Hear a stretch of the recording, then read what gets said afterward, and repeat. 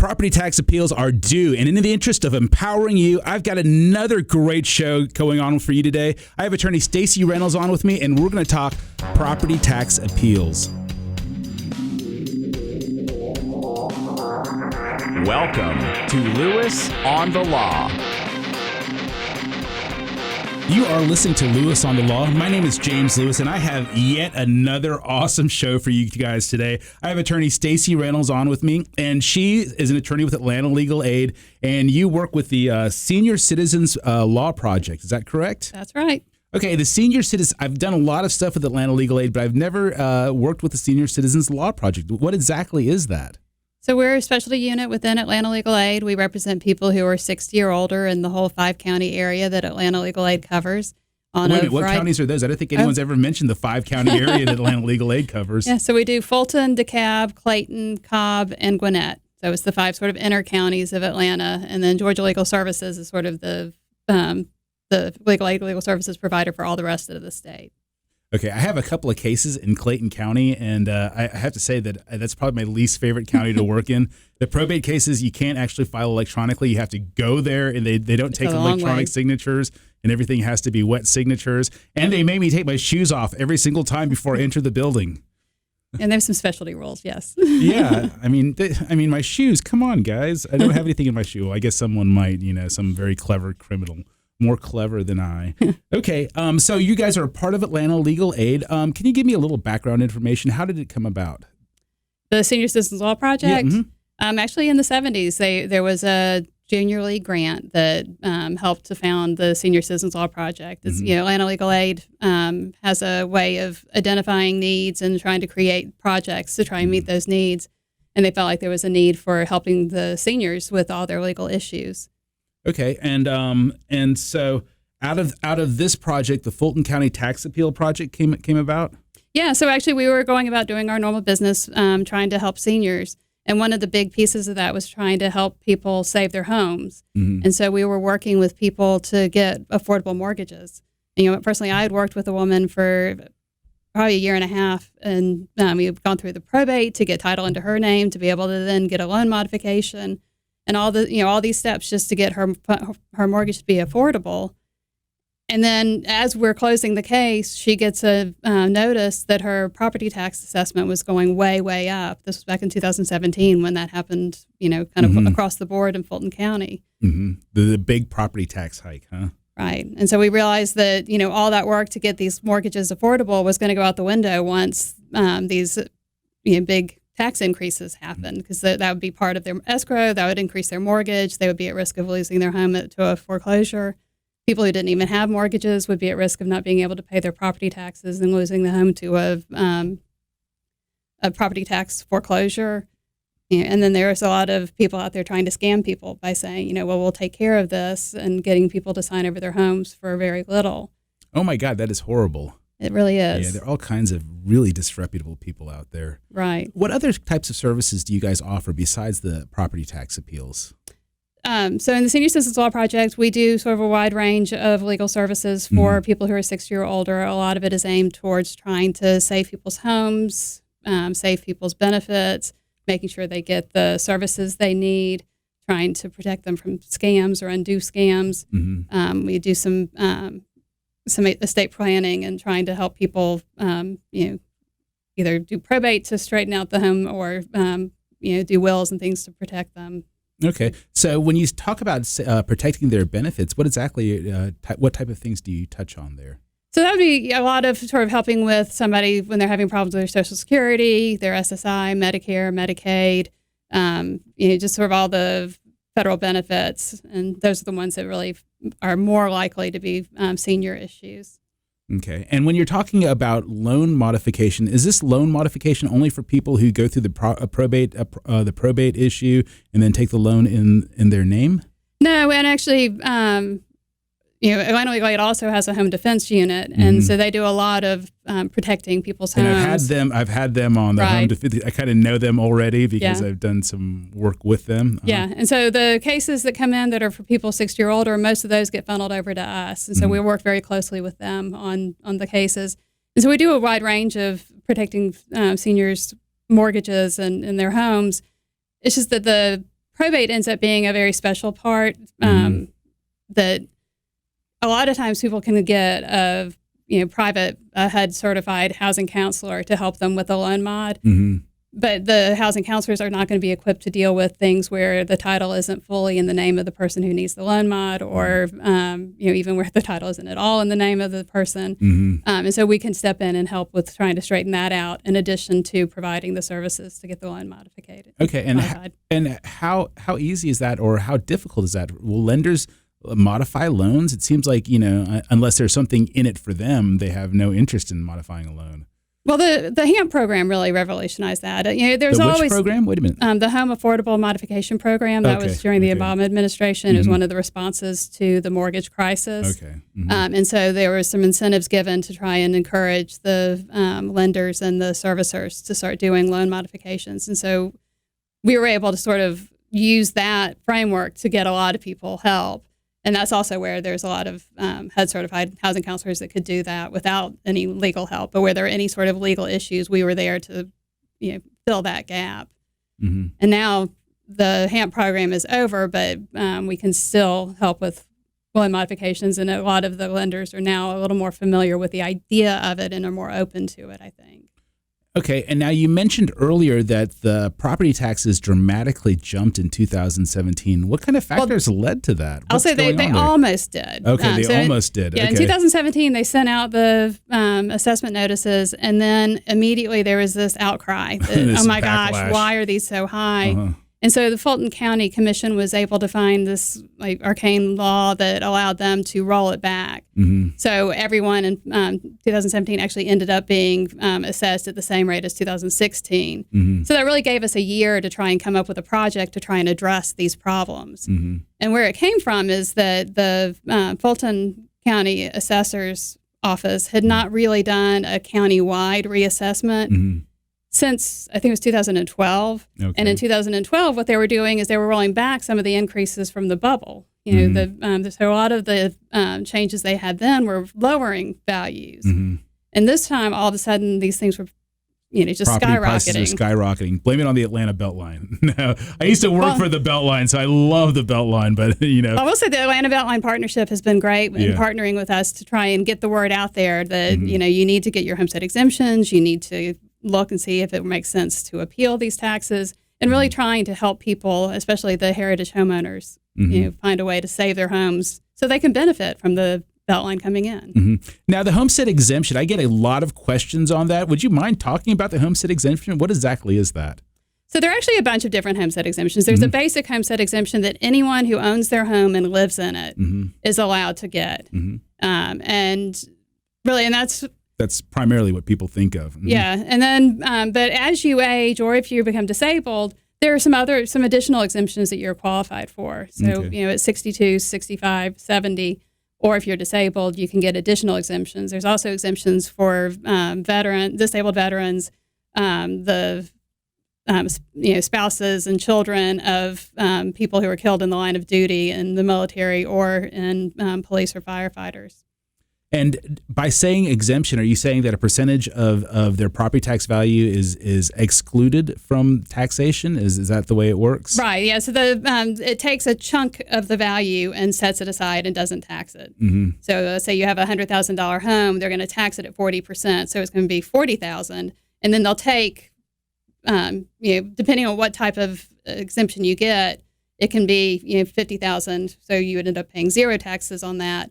Or it could be, some variation on that. There's also some percentage, a cap on the percentage increase, things like that. So it's actually more important now to get the homestead exemption while those caps are in place. Excellent. Now, is this a real danger? I mean, are property taxes so much a problem that people are in danger of losing their homes?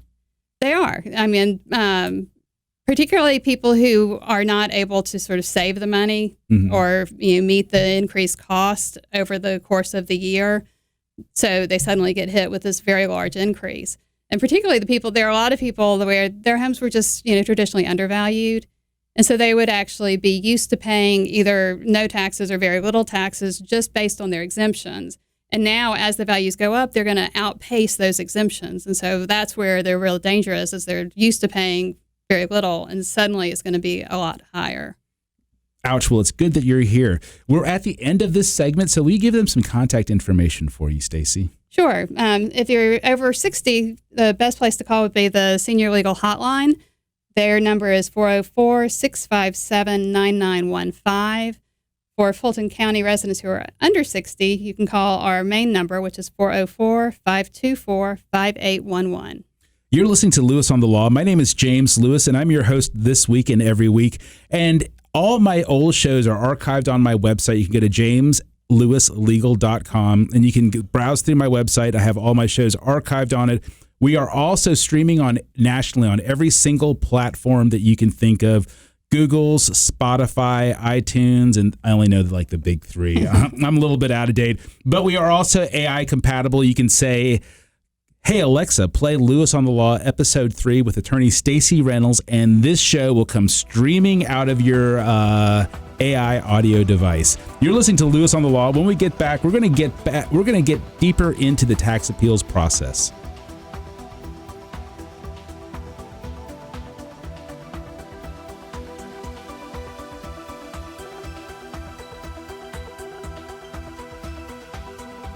You are listening to Lewis on the Law. My name is James Lewis, and I have a show that is here to empower you, the listener. This show, however, is not meant as legal advice. If you have a serious legal issue, go ahead and contract with an attorney. This show is only designed to bring you information that might help you make an informed decision, maybe let you know if you have an issue, and in the case of this show, let you know if there's an issue that might potentially affect you coming up fast.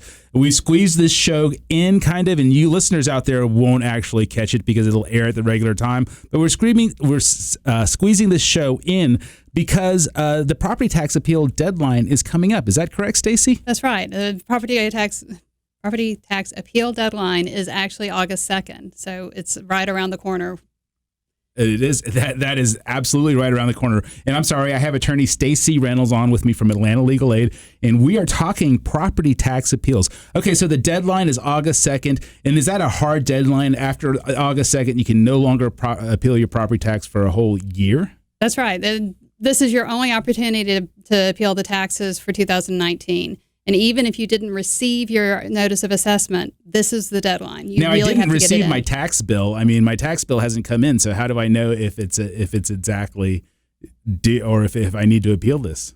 You should have gotten a notice of assessment, but again, if you didn't receive it, the deadline is based on when they actually issued those notices, not when you receive it. So the deadline is still going to be August 2nd. If you didn't receive it, you need to go on to fultonassessor.org and see and look for that information.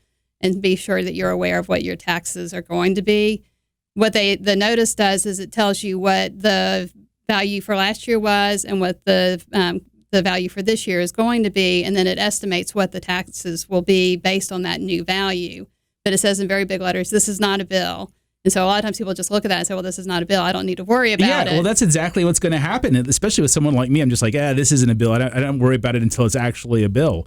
So when does the tax bill actually come out? It comes out after this. Wait a minute. So the tax bill comes out after the tax appeal deadline? Exactly. Well, that sounds a little bit unfair. Well, they're trying to figure out how much they need to set the bills for. And to be able to do that, they're going to need to have some idea of what the appeals are going to look like. And they're also doing the millage rates. And there's this whole legal process that they go through to do the tax bills.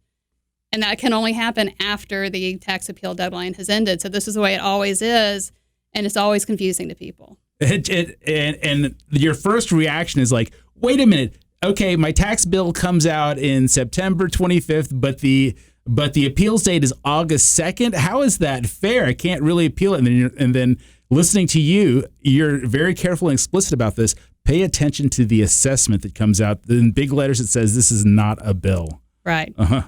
So, and that's got to be confusing. I mean, to me, that feels confusing. It is. And like I said, I think there are a lot of people that miss that deadline. And we get a lot of calls when they get their tax bill and say, wait, why did my tax bill go up so much? And so, it goes back to that notice of assessment. You have to pay attention to that. And that's why we really wanted to get the word out now so people were aware before the deadline passes them by.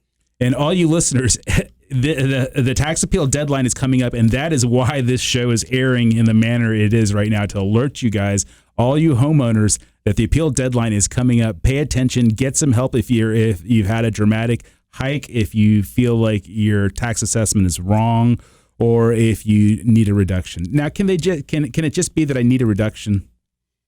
Well, the appeal is actually trying to challenge the value that they're placing on it. And so the goal is to try and find the right value. Mm-hmm. And you want to try and find a value that's fair. I mean, there are taxes that need to be paid, but you want to try and find one that reflects really the value of your home. And there are a lot of people out there that have homes that just really are not as improved as a lot of these homes that are being sold. And they're being compared to the homes that sold in 2018.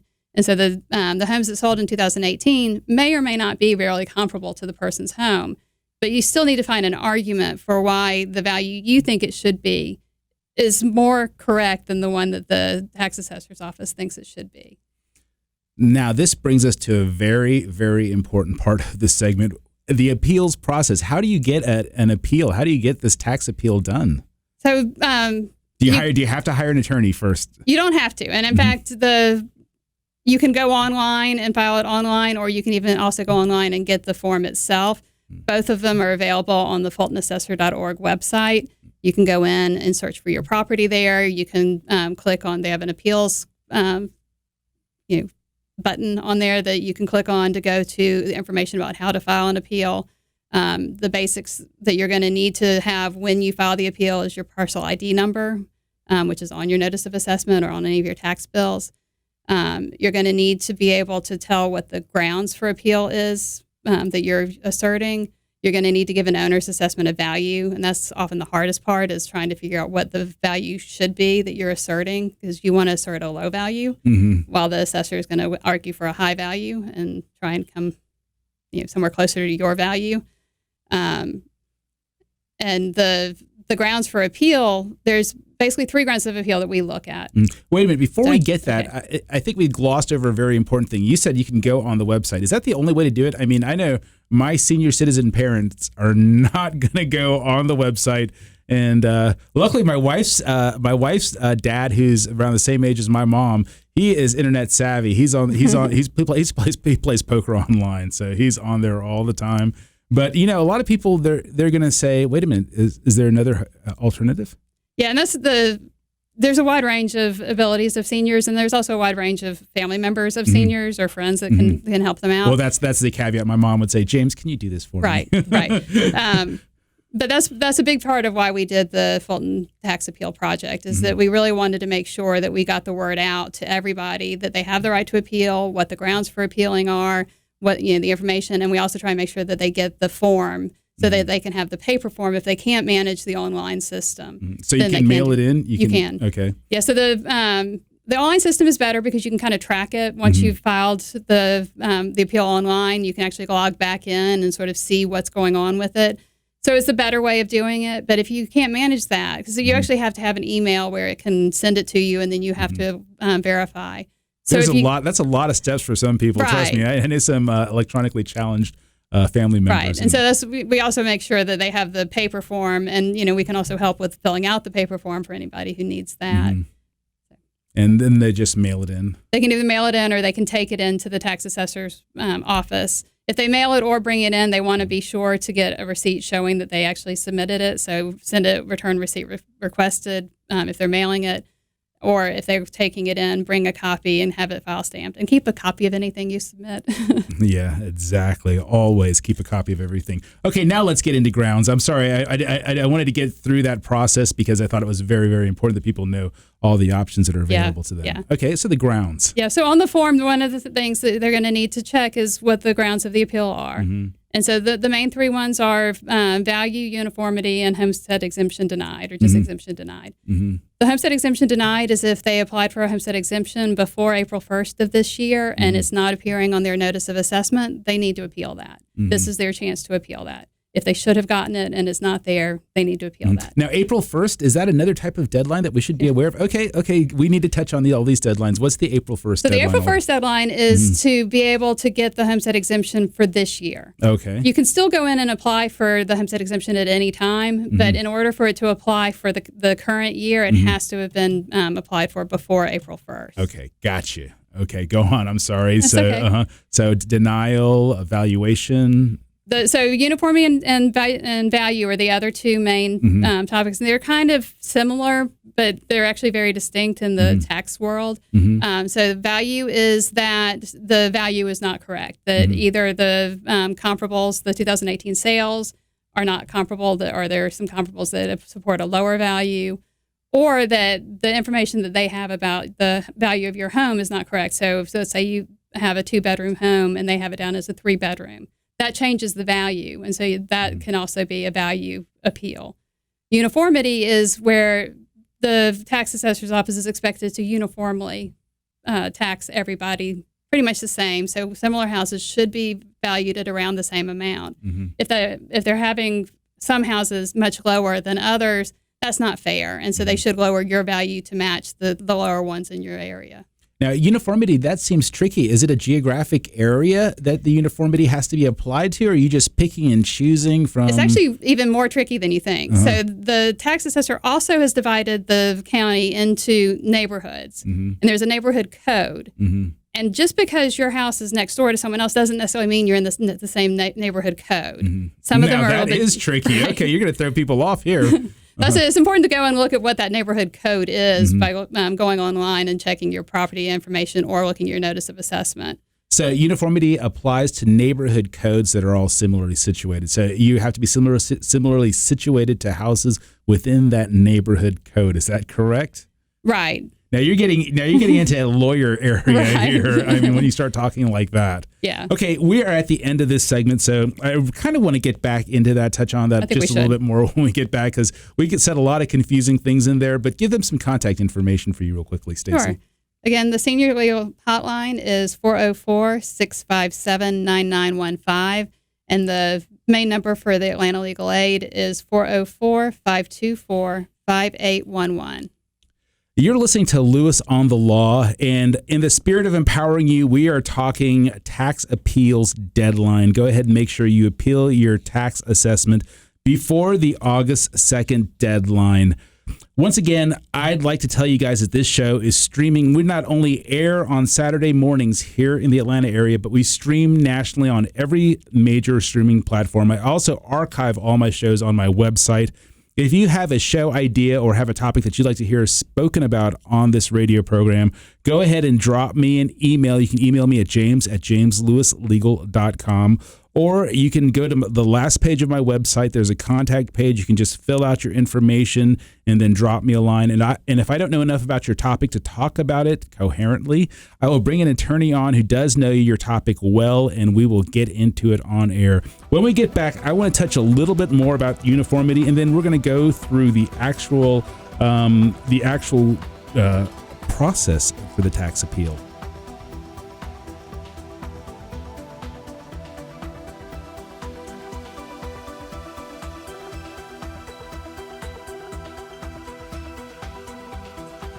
You are listening to Lewis on the Law, and we are here to empower you, the listener, but this show is not to empower you so much that you take this as legal advice. We cannot give legal advice out on the air, and this show in no way bills or starts a attorney-client relationship. If you're listening to this show, don't take anything Stacey or I say as legal advice. This show is only designed to bring you information that might help you make a more informed decision, understand the legal issues you're facing, or maybe help you find an attorney. If you need an attorney, you can go ahead and contact me. I might be able to help you with your legal issue. If I can't, I have a lot of attorneys that come through my show, and I'll be glad to direct you towards an attorney. You can always browse through my shows, and there are a lot of attorneys that are on my show. I let them all give their contact information so that you can contact them directly, and that's why I archive my shows, so that eventually the idea is that almost every single legal issue a person can think of will be archived somewhere on my show. They'll be able to go and at least take a first step towards an attorney or get information that might help them in their legal travel and their legal issue. Okay, so he confused me back there with the whole uniformity thing, because if I'm an attorney and my first thought would be to pick and choose from different areas and just get the lowest houses in any area that might be called I live in the city of Decatur, in the Decatur area that might fit my property description, and then give that to the tax assessor and say, look at all these similarly situated properties that are very, very low. This is what mine should be. And that's completely appropriate. I will say that what we're talking about today is just Fulton County, so it wouldn't apply to you in Decatur. But it might, though. Well, I mean, some of the concepts certainly will. A tax appeal generally is also the value and uniformity. I'm not 100% sure about the neighborhood codes out there. Yeah. I do know in Atlanta, like I said, the neighborhood codes really, what they're trying to do is sort of group similar homes in a small geographic area and have those be the properties that inform the values for each other. And so that's generally what they're trying to do. But you need to be careful that when you're comparing your home to others, that you're looking at other ones that have the same neighborhood code and try and make an argument within that. And it's perfectly fine to cherry pick the things that support your argument. Yeah, I definitely would. Now, it just strikes me as odd that a house right next to you might be in a different neighborhood code. Why is that? It's just like they rolled a dice and said these houses are similarly situated. No, I think they really did try to make sort of an informed decision on what different neighborhoods should be. But with any neighborhood, you're going to run to a boundary, and so you can be right next to someone who's in a different zip code, different county, different city. That happens, and so it's just the same thing with the neighborhood code. Interesting. That seems a little odd to me. It seems like you should just put the whole neighborhood in one code and then put the next neighborhood in another code. But you know what? I don't do that. I don't do that type of thing. I don't make those decisions for a living. Neither do I. Yeah, someone else does. So let's talk a little bit about the process a little bit. So what is the process like here? Well, so what we're talking about is meeting the deadline for August 2nd. That's the first step in the process is meet the deadline. So you have to get your appeal in by August 2nd. You have to identify which grounds for appeal that you want. You have to give a opinion of value, and that could be either. Now, wait a minute. Let's go back to valuation because I think we didn't really talk about that enough. So valuation, do you just get an appraisal on the property? Appraisal is a great piece of evidence for this, but you don't have to. You can, both for uniformity and value, you can actually, the tools are available on now, can I go to my appraiser and say, I need the lowest possible number that I can possibly get? I mean, can I tell him that? I mean, the appraisers can be bound by their own rules of professional ethics. But I've seen appraisers look at say a loan estimate and decide, okay, we can push this. Even, of course, they're bound by their guidelines, but even within guidelines, there's some amount of flexibility. Yeah, and as long as they're long as they're within the guidelines, okay, I like that. We're getting a lot of good information here, and I'm not appealing my property tax now, but just in case I have to at some point in the future, I need this arsenal of information. Well, but for a lot of our clients, they can't afford to go and pay an appraiser to do some sort of report for them. So they can actually go online and do it themselves. The FultonAssessor.org website actually does have information about your property as well as other properties. They have maps that you can sort of click around, see what the values are. We recommend that you look at it as a price per square foot value so you can compare, because homes come in different sizes. So you can kind of compare similar homes with a very unified way of looking at them. So you can do apples to apples. So you could just make an assessment of the value as an individual. So you don't have to have some sort of expert say this is the value. Right. And you can look at other values that the assessor has and use those as your argument. When you go, so again, this step is just to get the information in. If you don't have solid values now, you can, make a best guess and get it in by the deadline. Once the deadline passes, you can't appeal after that. But if you have submitted your appeal, there's going to be a whole process that happens after that. Okay. And that's when the Board of Assessors is going to have to consider all of these appeals to figure out what they think the value should be. And if they agree with that value, then they may send you another notice that looks very similar to the notice of assessment. But this time, instead of having 45 days to appeal it, you only have 30 days to decide that you still want to go to the Board of Equalization. And they can either say that they're agreeing to your value or they're saying another value. And again, that will be what looks like a notice of assessment. And you need to appeal that. If they decide that they're going to stick with their value, then they'll send you what they call a no change letter, which basically just says, we're not going to change this, so we're automatically sending this over to the Board of Equalization.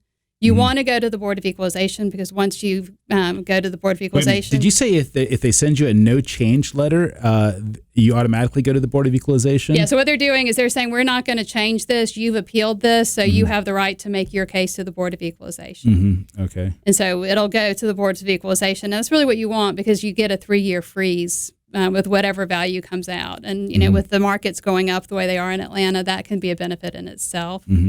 And so if they go ahead and go to the Board of Equalization, I think a lot of people get a little bit afraid of the idea of going to a hearing. Yeah. Hearings intimidate everybody. It even intimidates attorneys. Right. Yeah. But, you know, these are pretty low-key hearings. It's, you know, the homeowner and the tax assessor's person is the appraiser, and they're sitting in front of a board of 3 just taxpayers that have been selected to serve as the Boards of Equalization. And there's multiple boards, so you only go in front of whichever one you're assigned to. And basically both sides have a very short window. It's only like 15 to 20 minutes to make an argument about why the value should be what you think it should be. And the appraiser will make their argument for why they think it should be their value. And then it's up to the Board of Equalization to try and come up with what the accurate value is. And so you want to be sure that you're gathering the information that will be able to support your argument for whatever value you pick to put forward.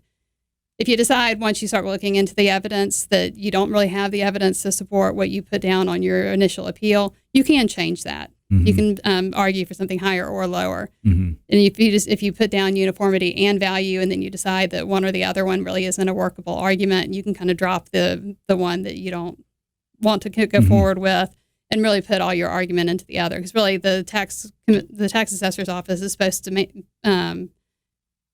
both tests. They're supposed to be both the correct value and uniformly applied. So either one can be attacked, and either one might actually bring down your property tax values. Right. Okay, so you said something very important about a 3-year window. So wait a minute, let's talk a little bit about that okay, if I'm having trouble understanding it, there's a good chance that that at least one of our I'm the Homer Simpson of attorneys, so there's at least one listener out there who is like, what did you say about 3 years? And it's an important piece of it. It's a really important piece of information. It's strategic. So what happens is that, let's say the value that they say is $100,000, and you say, no, I think it should be $80,000, and you go to the Board of Equalization, and let's say they split the baby, so you end up with a value of $90,000. That is locked in for 2019, 2020, and 2021. So it's not going to go up until 2022. And so, as the values keep going up, that can be huge. Even if the value didn't change, and the Board of Equalization decided that 100,000 really was correct, the 3-year freeze ends up being a little bit of a win. Okay, that's actually interesting. Does your tax assessment go up every single year? It can. It can go. So the 3-year freeze, no matter which way it goes, can be helpful. Right. Yeah. The taxes can go up at any up or down, depending on what the values reflect. Okay, we're almost at the end of this segment. I think we said some really important stuff. And when we do this last segment, I want to kind of go through where we've been, because you've thrown out a lot of information. So when we come back, we're going to go back through the appeals process, and we're going to go back through the actual procedure that happens after you submit your appeal. Give them some contact information for you once again. Okay. Again, the Senior Legal Hotline is 404-657-9915. And the main number for Atlanta Legal Aid is 404-524-5811.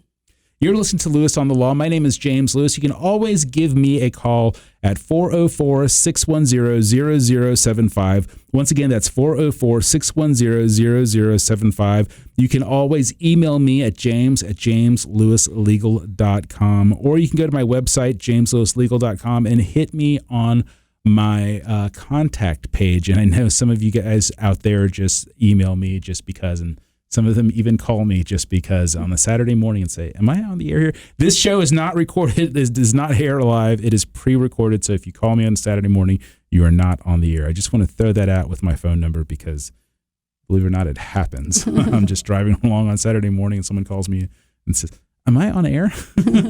You're not. You're listening to Lewis on the Law. When we get back, we're going to talk about the appeal process again, the process after you file your appeal, and we'll get into other issues that Atlanta Volunteer Lawyer or Atlanta Legal Aid here would like to let you guys know about. Thank you.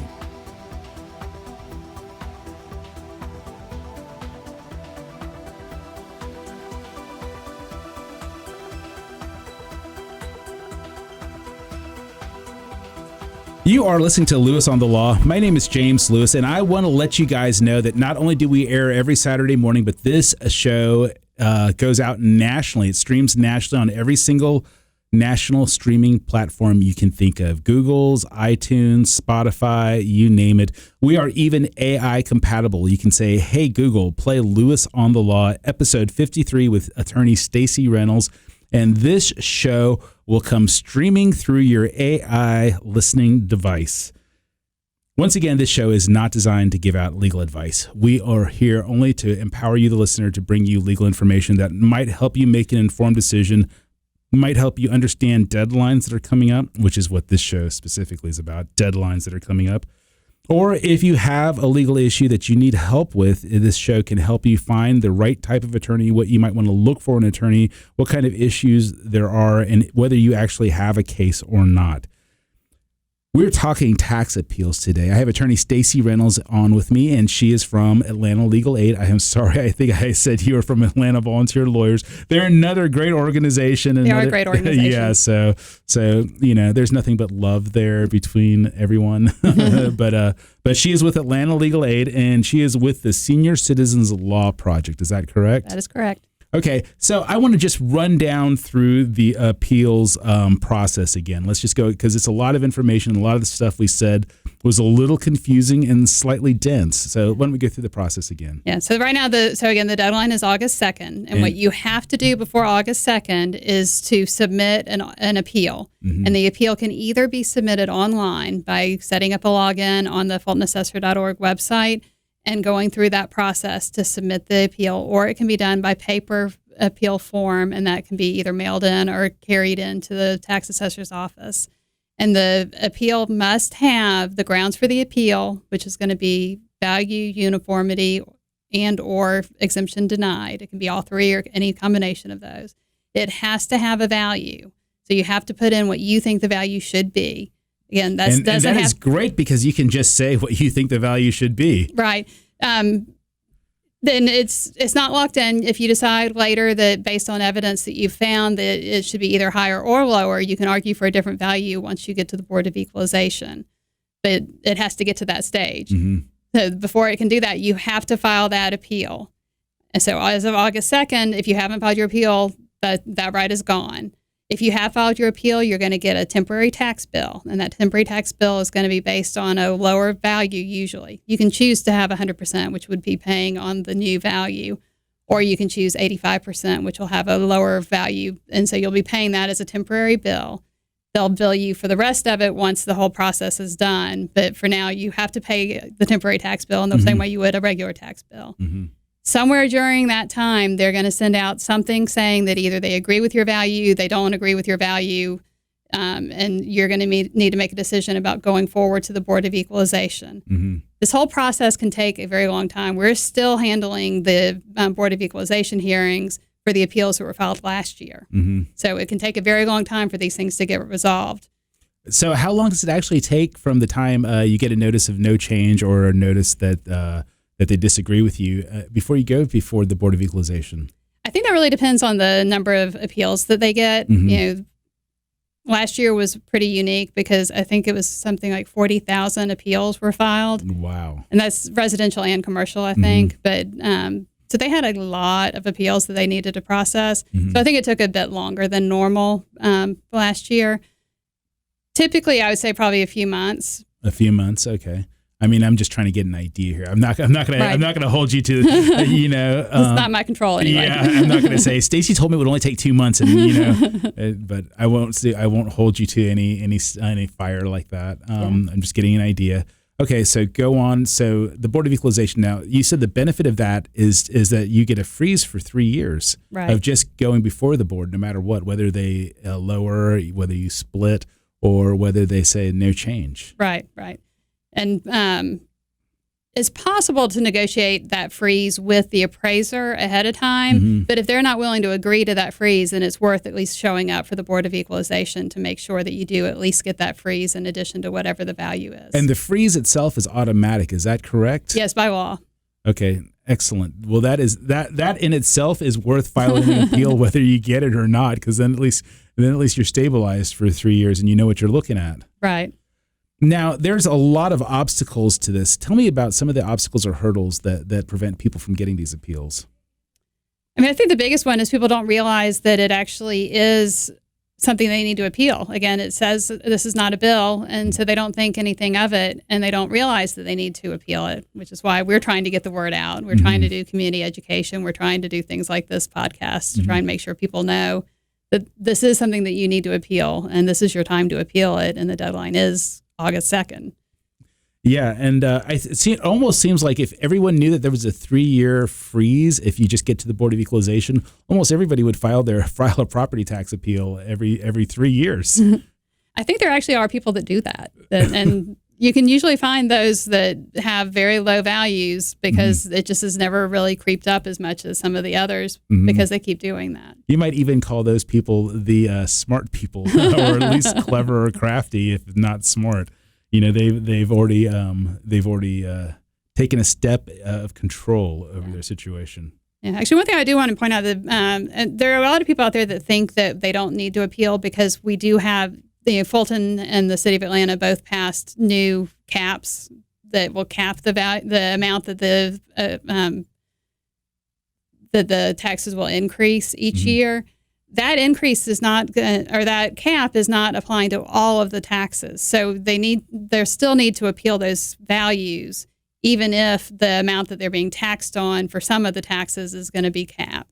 Now, is the cap a percentage cap? Is that the way the cap works? Yeah, so I think it was Fulton has a 3% cap, and the City of Atlanta, I think it was a 2.6, or I may have those backwards, but for certain taxes, what they do is they give you an exemption of the difference between what your value was in the base year plus that increase.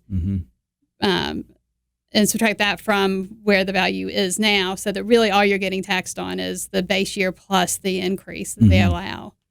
And that happens every year?